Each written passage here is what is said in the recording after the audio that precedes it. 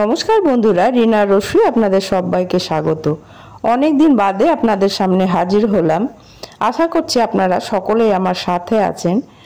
বিশেষ কারণে আমি কোনো ভিডিও আপলোড করতে পারিনি অনেক দিন। তো আজকে আমি আপনাদের কাছে শেয়ার করছি এগ চাউমিন।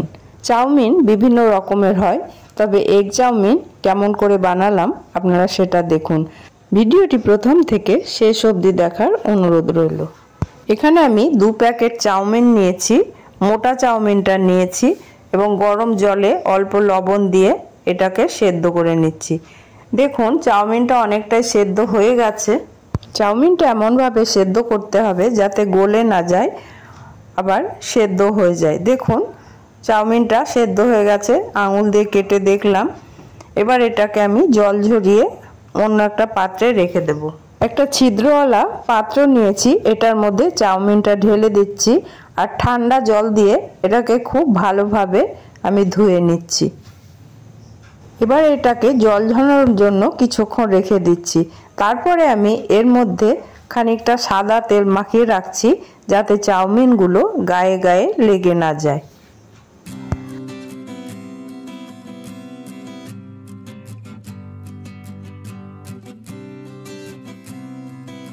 কড়াইয়ের মধ্যে অল্প একটুখানি জল দিয়েছি আর গাজর ও বিনসটাকে অল্প একটুখানি ভাপিয়ে নেব, তাহলে ভাজার সময় তেলটা কম লাগবে।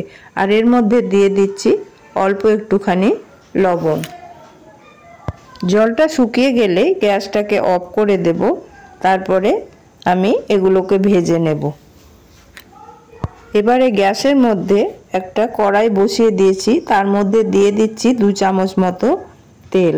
তেলটা গরম হলে আমি একটা ডিম ফাটিয়ে ডিমটাকে ভেজে নেব।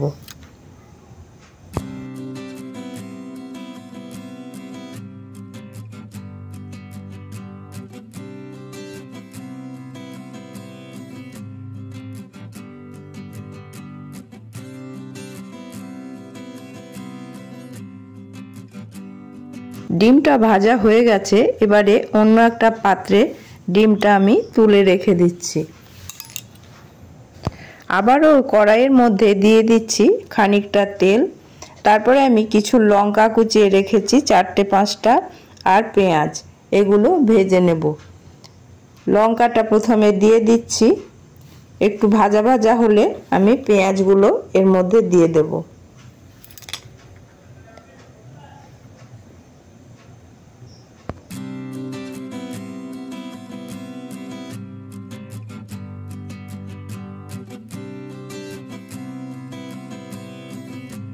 পেঁয়াজ লঙ্কাটা অনেকটাই ভাজা ভাজা হয়ে গেছে। এবারে যে আমি ভাপিয়ে রেখেছিলাম গাজর আর বিনস, সেটাকে এর মধ্যে দিয়ে দিচ্ছি। তারপরে ভালোভাবে এটা তেলে ভেজে নেব।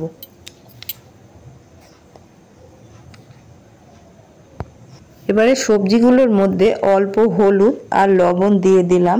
তারপরে আবারও ভালোভাবে কষিয়ে নিচ্ছি। আর এর মধ্যে দিয়ে দিচ্ছি মিট মশলা। আমার কাছে চাউমিন মশলা বা ম্যাগি মশলা নেই, তার জন্য মিট মশলা দিচ্ছি। মিট মশলা দিয়েও কিন্তু খেতে ভীষণই ভালো লাগে। মশলাটা দেওয়ার পরে অল্প একটু জলের ছিটে দিলাম যাতে মশলাটা ভালোভাবে এর সাথে মিশে যায়। এবারে সেদ্ধ করা চাউমিনটা আমি এর মধ্যে দিয়ে দেব। সেদ্ধ চাউমিনটা সব দেয়া হয়ে গেছে। এবারে এটাকে খুব ভালোভাবে মিশিয়ে নিতে হবে আর আস্তে আস্তে ভাজতে হবে।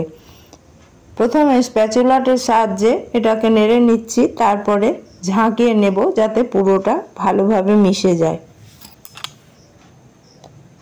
চাউমিনটা ভালোভাবে মশলা ও তেলের সাথে মিশে গেছে। এবারে আমি এর মধ্যে দিয়ে দিচ্ছি 1.5 ঢাকা মতো সয়া সস আর 1.5 ঢাকা চিলি সস। এগুলো দেওয়ার পরে আমি চাউমিনটাকে আবার খুব ভালোভাবে মিশিয়ে নেব।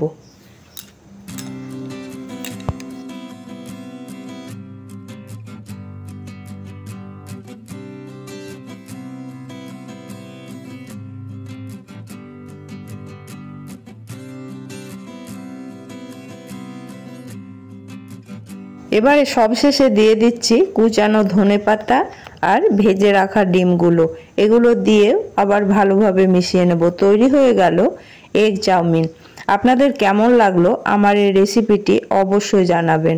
ভালো লাগলে বাড়িতে একবার বানিয়ে দেখবেন।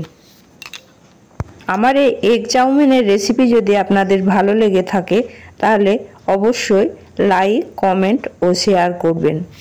আমার এই ছোট্ট চ্যানেলটিকে যারা সাবস্ক্রাইব করেছেন তাদেরকে অসংখ্য ধন্যবাদ।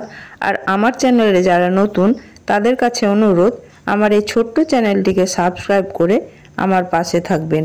পাশে থাকা বেল আইকনটা অবশ্যই অন করে রাখবেন। আমি যেসব নিত্য নতুন ভিডিও আপলোড করব তার নোটিফিকেশন সবার আগে পাওয়ার জন্য। আজ তাহলে আসি। আপনারা ভালো থাকবেন, সুস্থ থাকবেন, আমার পাশে থাকবেন। ধন্যবাদ।